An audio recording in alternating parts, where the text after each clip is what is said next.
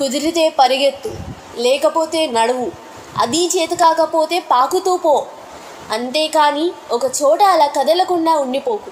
ఎలా దేహానికి తప్ప దాహానికి పనికిరాని ఆ సముద్రపు కెరటాలే ఎగసి ఎగసి పడుతుంటే తలుచుకుంటే నీ తలరాత ఇంతే అన్న వాళ్ళు కూడా నీ ముందు తల దించుకునేలా చేయగల సత్తా నీది.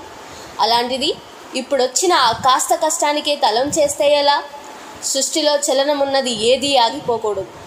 పారే నది, వీచే గాలి, ఊగే చెట్టు, ఉదయించే సూర్యుడు, అనుకున్నది సాధించాలని నీలో కసి కసిగా ప్రవహిస్తున్న ఆ నెత్తురుతో సహా ఏది ఆగిపోకూడదు.